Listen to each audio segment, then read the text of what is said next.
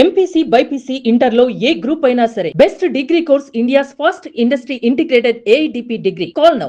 మన ఇండియాలో పెళ్ళిళ్ళు చేసుకొని ఇక్కడ కోర్టులు విడాకులు ఇవ్వనటువంటి పక్షంలో విదేశాలకు వెళ్ళి స్థిరపడిన చాలామంది విదేశీ కోర్టుల్లో విడాకులు తీసుకుంటున్నటువంటి సందర్భాలపై కేసులపై సుప్రీంకోర్టు ధర్మాసనం తీవ్ర వ్యాఖ్యలు చేసింది. నిజంగా గుంటూరు జిల్లాలో జరిగినటువంటి ఒక కేసుకు సంబంధించిన ఇన్సిడెంట్పై సుప్రీంకోర్టు చేసినటువంటి ఈ వ్యాఖ్యల మీద ఇప్పుడు దేశవ్యాప్తంగా ఒక చర్చ జరుగుతుంది. నిజంగా విదేశాల్లో స్థిరపడిన వాళ్ళు అక్కడ ఏ విధంగా విడాకులు పొందుతున్నారు, ఇక్కడ కోర్టులు రిజెక్ట్ చేస్తే అక్కడ మాత్రం విడాకులు వచ్చి మళ్ళీ తిరిగి ఎందుకు పెళ్ళిళ్ళు చేసుకునే పరిస్థితులు ఏర్పడుతున్నాయి. దీని గురించి డిస్కస్ చేద్దాం. మనతో పాటున్నారు హైకోర్టు అడ్వకేట్, అలాగే విదేశీ కోర్టులకు సంబంధించి అక్కడ ఉన్నటువంటి చాలామంది ఎన్ఆర్ఐలకు సంబంధించిన ఇన్సిడెంట్స్పై ప్రస్తుతం లాయర్గా అడ్వకేట్గా ఉన్నటువంటి ప్రముఖ అడ్వకేట్ పూజారి నాగేశ్వరరావు గారు లైవ్ కాల్లో ఉన్నారు. సార్ నమస్తే. నమస్తే అండి. సార్ నాగేశ్వరరావు గారు, రీసెంట్గా చూస్తే ఇక్కడ కోర్టులు రిజెక్ట్ అయిన తరువాత అక్కడ కోర్టులు మాత్రం ఎలా డైవర్స్ ఇస్తున్నాయి అనేది సుప్రీంకోర్టు ఒక క్వశ్చన్ చేసింది. దీని మీద మీ అభిప్రాయం ఏంటి? మీరు కూడా చాలా ఎన్ఆర్ఐ కేసులను మీరు కూడా ఆర్గ్యూ చేస్తున్నారు, మీరేం చెప్తారు? సార్, ఇప్పుడు మనం అర్థం చేసుకోవాల్సింది ఏంటంటే మన కల్చర్ వేరు, ఓకే, ఫారిన్ కల్చర్ వేరు ఫస్ట్. అవును. సో డైవర్స్ ప్రాసెస్ అనేది మన దేశంలో వేరు. మన దేశంలో మ్యారేజ్ కి ఒక వాల్యూ ఉంది. ఇప్పుడు మనకు ఫారిన్ కంట్రీస్ లో తీసుకుంటే, ఇప్పుడు అమెరికా లాంటి దేశాలలో తీసుకుంటే అక్కడ నో ఫాల్ట్ డైవర్స్ ఇస్తాం. అంటే నో ఫాల్ట్ డైవర్స్ అంటే ఏంటి అంటే, ఇర్రెస్పెక్టివ్ ఆఫ్ ద సిచ్యువేషన్, మనం ఏం కారణం చెప్పకుండా కోర్టుకి వెళ్ళి ఒక భార్య గాని ఒక భర్త గాని కోర్టుకి వెళ్ళి వాళ్ళు కనుక డైవర్స్ అప్లై చేసుకుంటే, వాళ్ళకు ఇష్టం ఉన్నా లేకపోయినా, అంటే ఆపోజిట్ పార్టీకి ఇష్టం ఉన్నా లేకపోయినా డిఫాల్ట్ గా డైవర్స్ ఇచ్చేస్తారు. అంటే సింగిల్ అటెంప్ట్ లోనే ఇచ్చేస్తారు సార్? లేదు, 6 months లోకి వచ్చేస్తుంది అక్కడ. Okay. Irrespective of any situation 6 months లో డైవర్స్ గ్రాంట్ చేసేస్తారు అక్కడ. అంటే దానికి పర్టికులర్ గా ఒక రీజన్ అంటే ఏముండదా? ఏముండదు. అదే కదా ఇప్పుడు మనం డిస్కస్ చేసేది. సో అక్కడ ఎవరైనా సరే ఒక భార్య గాని భర్త గాని కోర్టుకి వెళ్ళి నాకు ఈ వ్యక్తితో కలిసి జీవించాలని లేదు, నాకు డైవర్స్ కావాలని చెప్పేసి మనం నో ఫాల్ట్ డైవర్స్ కనుక అప్లై చేసుకుంటే యావరేజ్ గా 6 months కాలంలో డైవర్స్ ఇచ్చేస్తారు. ఇప్పుడు అమెరికాలో కానీ ఇతర దేశాలలో కానీ, అంటే వెల్ డెవలప్డ్ కంట్రీస్ లో కానీ ఉన్న రూల్ ఏముంటది అంటే ఏంటంటే, ఆ దేశాలలో నివసించే ఏ వ్యక్తి అయినా సరే డైవర్స్ అప్లై చేసుకోవచ్చు. ఓకే. వాళ్ళు లీగల్ గా నివాసం ఉంటే వాళ్ళు ఆ దేశంలో డైవర్స్ అప్లై చేసుకోవచ్చు. అంటే ఆ దేశానికి సంబంధించిన పౌరసత్వం అవసరం లేదంటారా? అవసరం లేదు. ఆ దేశంలో లీగల్ గా నివసిస్తుంటే వాళ్ళు అక్కడ కోర్టులో డైవర్స్ అప్లై చేసుకోవచ్చు. ఓకే. సో ఇక్కడ కూడా నేను చాలా సందర్భాలలో ప్రతి ఒక్కరికి ఏం చెప్తున్నా అంటే ఏంటంటే, మనము జనరల్ గా మీరు అందరూ అర్థం చేసుకోవాల్సింది ఏంది, ఇలా సుప్రీంకోర్టు అభిప్రాయం వ్యక్తం చేసింది కూడా అదే, నేను చెప్పేది కూడా అదే. ఏమంటుంది, మనం హిందువుగా పుడతాం, మనం ఓకే, హిందువుగా పెరుగుతాం, హిందూ సాంప్రదాయాలని పాటిస్తాం, మనం హిందూ మ్యారేజ్ హిందూ సాంప్రదాయాల ప్రకారం పెళ్లి చేసుకుంటాం.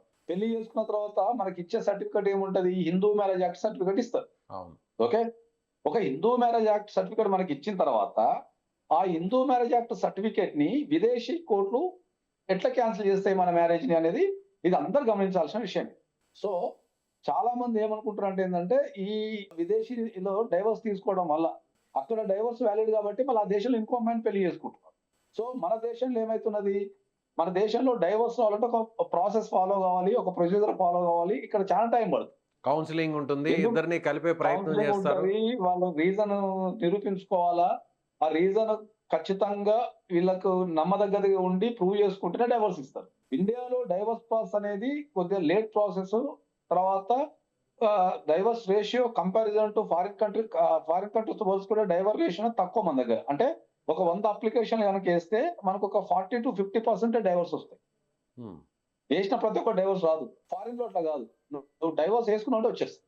100% దాని మీద మనకు సుప్రీంకోర్టు ఇవాళ వ్యాఖ్యలు చేసింది ఏంటంటే, మనం భారతీయులు ఉండి భారతీయ చట్టాల ప్రకారం పెళ్లి చేసుకుంటే ఫారిన్ కోర్ట్స్ దీన్ని ఎట్లా క్యాన్సిల్ చేస్తాయి, అట్లా క్యాన్సిల్ చేయడం వల్ల పార్టీస్ లాస్ అవుతున్నారు కదా, వాటికి ఏం చట్టబద్ధత ఉంది వాటికి అనే దాని మీద ఇప్పుడు సుప్రీంకోర్టులో ఇలా తాజాగా వ్యాఖ్యానించడం జరిగింది. అవును. అంటే ఇప్పుడు మీరు అన్నదాని ప్రకారం చూస్తే విదేశాల్లో స్థిరపడిన వాళ్ళందరూ కూడా వెంటనే విడాకులు తీసుకోవాలనే ఒక ఆలోచన, చిన్నపాటి ఘర్షణ వచ్చినా కానీ భార్యాభర్తల మధ్య కోర్టు వరకు వెళ్ళి ఒకవేళ డైవర్స్ అప్లై చేస్తే ఇమీడియట్గా విడాకులు వచ్చేస్తాయా? అసలు కారణం లేకుండానే విడాకులు వచ్చేసే పరిస్థితి అంటారా?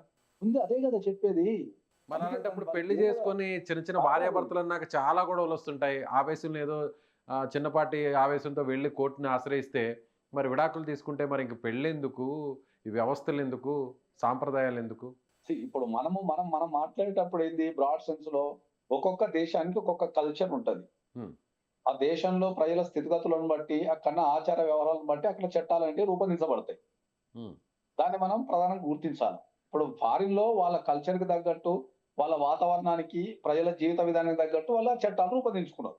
సో మన భారతదేశంలోకి వచ్చరికి ఏంది, మన భారతదేశంలో మన మన మన మనకున్న చట్టాలను బట్టి, మనం నివసించే పద్ధతులను బట్టి, మన ఆచార వ్యవహారాలను బట్టి చట్టాలు రూపొందించింది. సో ఈ 2 కాన్ఫ్లిక్ట్ ఉన్నప్పుడు నువ్వు ఇక్కడ పెళ్లి చేసుకొని, ఇక్కడ చట్టాల ప్రకారం పెళ్లి చేసుకొని, ఇక్కడ నువ్వు సర్టిఫికేట్ తీసుకొని, ఆ సర్టిఫికేట్ ని విదేశాలలో క్యాన్సిల్ చేయమని అడగటం ఏంది అనేది సుప్రీంకోర్టు ఇలా వ్యాఖ్యానించడం జరిగింది కాబట్టి, ఇది భారతదేశంలో నివసించే ప్రతి ఒక్కరు, ఫారిన్ కంట్రీస్ లో నివసించే ప్రతి ఒక్కరు గమనించదగ్గ విషయం. ఓకే. దీనివల్ల ప్రధానంగా ఏమైతుంది అంటే, ఎవరికైతే ఒక పార్టీకి ఉండాల్సిన రైట్స్ అంటే, మనం భారతీయ చట్టాల ప్రకారం పెళ్లి చేసుకున్నప్పుడు, భారతీయ చట్టాల ప్రకారం ఉండాల్సిన ఒక ఆపోజిట్ పార్టీకి ఉండాల్సిన రైట్స్ అన్ని వైలేట్ అయ్యే అవకాశం ఉంది. అవును. ఎందుకంటే ఇప్పుడు ఫారిన్ కంట్రీస్ లో రీజన్ వినకుండా డైవర్స్ ఇచ్చేస్తారు. ఇండియాలో డైవర్స్ ఇవ్వాలంటే కంపల్సరీ రీజన్ విని, ఆ రీజన్ హేతుబద్ధకంగా ఉండి, ఓహో ఈ రీజన్ వల్ల వీళ్ళిద్దరు కలిసి నివసించలేరు అన్నప్పుడే డైవర్స్ ఇస్తారు. అలాగే నాగేశ్వరరావు సార్, ఇంకో డౌట్ కూడా ఉంది. అంటే ఇప్పుడు ఫారిన్‌లో విడాకులు ఇస్తూ అక్కడ కోర్టు తీర్పునిస్తే, ఆ తీర్పుకి ఇక్కడ వ్యాలిడిటీ ఉంటుందా? అది చట్టబద్ధం అవుతుందా ఇక్కడ మన జనరల్ దేశంలో? గా అదే చెప్తున్నా. జనరల్ గా అయితే అక్కడ ఇచ్చే తీర్పులకు చట్టబద్ధత అనేది ఏది మన మ్యారేజ్ యాక్ట్‌లోకి వచ్చినప్పుడు లేదు అని చెప్పొచ్చు, ఉంది అని చెప్పొచ్చు. ఎందుకు అంటే ఏందంటే అక్కడ నువ్వు డైవోర్స్ తీసుకున్నా, ఓకే. హ్మ్. దాన్ని మళ్ళా ఇండియాలో నువ్వు వాలిడేట్ చేయించుకోవాలి. మళ్ళా కోర్టుకొచ్చి మళ్ళా అప్లై చేసుకొని, నేను ఫారిన్ కంట్రీస్ లో నాకు డైవోర్స్ అయింది. ఆ డైవోర్స్ డిక్రీని మళ్ళా మీరు ఇక్కడ కంపల్సరీ ఆమోదించండి ఇండియాలో కూడా అని చెప్పి తీసుకోవాలి. హ్మ్. సో అగైన్ మళ్ళా సేమ్ ప్రాసెస్ కదా! మళ్ళా నువ్వు కోర్టుకొచ్చి మళ్ళా కోర్టులో కేసేసుకొని ఆ ఫారిన్ డిక్రీని ఇక్కడ అమలు పరచండి అని చెప్తున్నావు కదా! మరి అలాంటప్పుడు ఆ కేసు ఏదో ఇండియాలో వేసుకుంటే అయిపోద్ది కదా! నువ్వు ఫారిన్‌లో వేసుకోవడం ఎందుకు ఇంకా? ఓకే. ఇప్పుడు మీరన్నట్టుగా కింది కోర్ట్ ఇచ్చినటువంటి తీర్పునో, లేదంటే ఆల్రెడీ ప్రీవియస్‌గా జరిగినటువంటి ఆ కేస్ తీర్పుల్ని ఎగ్జాంపుల్‌గా తీసుకొని చాలా తీర్పులొస్తుంటాయి. సో, ఇప్పుడు ఫారిన్ కోర్ట్ ఇచ్చినటువంటి జడ్జిమెంట్‌ని పరిగణలోకి తీసుకుంటాయా మన భారతదేశంలో ఉన్న కోర్టులు? ఇప్పుడు యాజ్ ఆఫ్ నౌ అయితే ఫారిన్ కోర్టులు ఇచ్చిన ఆర్డర్స్‌ని మనం మళ్ళా ఇక్కడ ఇండియాలో మళ్ళా కోర్టులో వేసుకోవాలి కంపల్సరీ. ఓకే. కోర్టులో వేసుకుంటే మళ్ళా అదొక లెంథీ ప్రాసెస్ మళ్ళా. అది ఇట్ మే టేక్ అంతేగాని 1 అక్కడ ఇయర్, 2 ఇయర్స్. తీర్పుని పరిగణలోకి తీసుకొని తీర్పులిచ్చే పరిస్థితి ఉండదు. డైరెక్ట్ పరిగణలోకి తీసుకోరు. హ్మ్. ఫారిన్ కంట్రీస్ లో ఇచ్చిన ఏ డిగ్రీ అయినా సరే డైరెక్ట్ ఇక్కడ ఇన్వాలిడ్. దాన్ని అగైన్ మళ్ళా కోర్టుకెళ్ళి దాన్ని కోర్టులో మళ్ళా ప్రూవ్ చేసుకొని ఈ డిగ్రీ వ్యాలిడే అని చెప్పి మళ్ళా కోర్టు చెప్తేనే వ్యాలిడ్. ఓకే. అంతే తప్ప నువ్వు ఫారిన్ లో డైవర్స్ డిగ్రీ తీసుకొచ్చి ఇండియాలో నీకు చెల్లుబాటు చేయండి చెయ్యరు. నాగేశ్వరరావు సార్, నేను అడిగేదేంటంటే, కోర్టు తీర్పిచ్చే ఇక్కడ జడ్జు అక్కడిచ్చినటువంటి తీర్పుని బేరీజు వేసుకొని, దాన్ని ఆధారంగా చేసుకొని, వెంటనే ఈయన కూడా అలాంటి జడ్జిమెంటే ఇస్తారనేది ఎక్కడ లేదు. మళ్ళీ ఇక్కడ హియరింగ్ జరగాలి, ఇక్కడ ఎందుకు అవును. విడాకులు అవును. అదే తీసుకుంటున్నాం అయన్నీ కూడా ప్రూవ్ చేయాలి. అదే చెప్తున్నాను. మళ్ళా వెంబటే అక్కడ ఫారిన్ జడ్జిమెంట్ తెచ్చి ఇక్కడ కోర్టులో ఇవ్వగానే దాని వెంబటే అవును ఈ డిగ్రీ వ్యాలిడ్ అని చెప్పే ఇన్స్టంట్ మెకానిజం లేదు ఇండియాలో. ఓకే. అగైన్ మళ్ళా కోర్టులో అప్లై చేసుకోవాలా, మళ్ళా నోటీస్ పంపాలా, వాళ్ళు రావాలా, మళ్ళా వాళ్ళు యాక్సెప్ట్ చేయాలా. ఒకవేళ వాళ్ళు నేను యాక్సెప్ట్ చేయకపోయి డిగ్రీ అంటే మళ్ళీ అగైన్ మళ్ళా పెద్ద పంచాయతీ, మళ్ళా సేమ్ మళ్ళీ ఇక్కడ కోర్టులో వేసుకున్నట్టే ఉంటది. ఓకే. ఇప్పుడు ఈ ఈ ఇన్సిడెంట్‌లో సుప్రీంకోర్టు వ్యాఖ్యానించినటువంటి పర్టిక్యులర్‌గా ఈ కేసుకు సంబంధించి, సో, సత్తెనపల్లికి సంబంధించిన ఓ వ్యక్తి ఇక్కడ పెళ్లి చేసుకున్నాడు. సో, యూకేలో స్థిరపడ్డాడు. యూకేలో ఉన్న కేంబ్రిడ్జ్‌కి సంబంధించిన అక్కడ లోకల్ కోర్ట్‌లో సో, ఆయనకు విడాకులు ఇచ్చారు. ఆయన మళ్ళీ తిరిగి అక్కడ ఒక అమ్మాయిని మళ్ళీ రెండో వివాహం చేసుకున్నాడు. సో, ఇప్పుడు మొదటి వివాహం విడాకులు అక్కడ ఇచ్చారు కాబట్టి అది ఇక్కడ మన ఇండియాలో చెల్లుబాటు అవుతుందా? కాదు. చెల్లుబాటు కాదు. మళ్ళా వాళ్ళు ఖచ్చితంగా మళ్ళీ ఇక్కడ ఆ డిగ్రీ తెచ్చుకొని మళ్ళీ అక్కడ ఫారిన్ డిగ్రీ నాకు ఇచ్చారు. యూకేలో డిగ్రీ ఇచ్చారు. మళ్ళా దాన్ని ఇక్కడ అమలు పరచండి అని చెప్పి మళ్ళా కోర్టులో వేసుకోవాల్సిందే కంపల్సరీ. అలాగే రెండో పెళ్లి కూడా చెల్లదు. ఇండియా ప్రకారం రెండో పెళ్లి చెల్లదు. యూకే ప్రకారం రెండో పెళ్లి చెల్లుతుంది. ఓకే. యూకేలో వ్యాలిడ్. ఓకే. అదే చెప్తున్నా. ఇప్పుడు నువ్వు చెప్పిన ఉదాహరణ వల్ల ఏమైతుంది? ఇక్కడ ఉన్న ఏదైతే అమ్మాయి ఉందో ఆమె లాస్ అవుతుంది.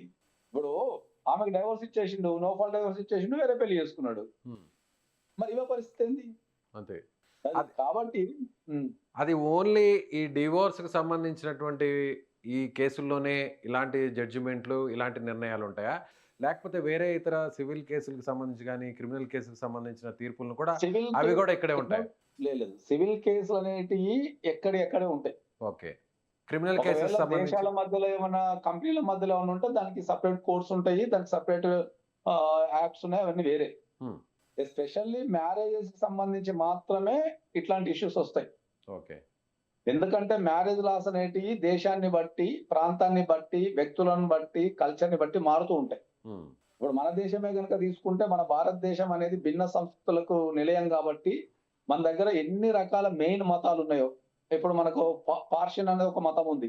హ్మ్. దానికి సెపరేట్ చట్టం ఉంది మ్యారేజెస్. ఓకే. ఓకే. క్రిస్టియన్స్ కి ఇండియన్ డైవోర్స్ యాక్ట్ అని ఉంది. హ్మ్. ఓకే. అట్లే కట్ చేస్తే మనకు హిందూ మ్యారేజ్ యాక్ట్ ఉంది. ఓహ్! అట్లా ప్రతి మెయిన్ ఎన్నైతే మతాలు ఉన్నాయో వాటన్నిటికీ మనకు డైవర్స్ కి సంబంధించి రకరకాల యాక్ట్లు ఉన్నాయి. సో, అట్లనే ఆయా ఫారిన్ మత కంట్రీస్ లో కూడా చట్టాల ప్రకారం, ఆయా మత ఆచారాల కోసం రూపొందించినటువంటి చట్టాలనే ఇక్కడ మన దేశంలో ఇంప్లిమెంట్ చేసి, దానికి తగ్గట్టుగానే తీర్పులిస్తారు. అంతే కదా. రైట్.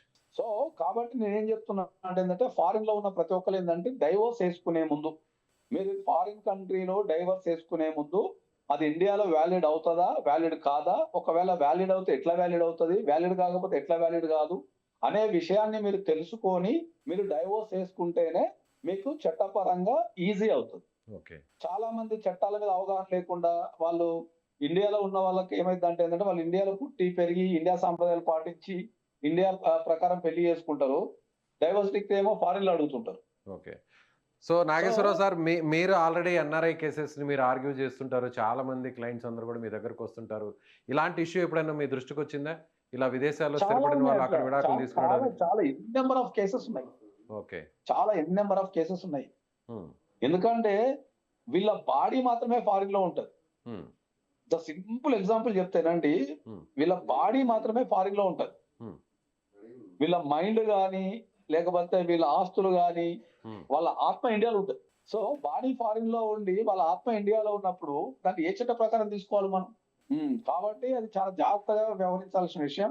హ్మ్. దీనిపైన ఇప్పటికైనా సరే సుప్రీంకోర్టు వ్యాఖ్యానించింది కాబట్టి దీనిపైన ఏమైనా చర్యలు తీసుకొని ఈ ఫారిన్ కంట్రీస్ లో నివసించే వ్యక్తులకు ఇండియాలో డైవర్స్ కు సంబంధించి ఒక గైడ్ లైన్స్ గానీ, లేకపోతే ఒక చట్టం గానీ రూపొందించగలిగితే అందరికి ఈజీ అవుతుంది. రైట్. ఎందుకంటే ఇప్పటికీ కొన్ని లక్షల కుటుంబాలు భారతదేశానికి ఫారిన్ కంట్రీస్ కి మధ్యలో నలిగిపోతున్నారు. అవును. ఓకే. రైట్. కాబట్టి దీనిపైన గనక సుప్రీంకోర్టు గట్టి ఏదైనా చర్య తీసుకోగలిగినా, లేకపోతే సెంట్రల్ గవర్నమెంట్ గనక ఏమైనా చట్టమో, లేకపోతే ఒక గైడ్ లైన్స్ రూపొందించగలిగితే ఈజీ అయితే వాళ్ళకు ఈ ఈ చట్టపరంగా వాళ్ళకు తక్కువ ఖర్చుతోని, లేకపోతే తక్కువ టైంలో వాళ్ళకు ఒక క్లారిటీ వచ్చే అవకాశం ఉంటది. Right sir. రైట్. రైట్.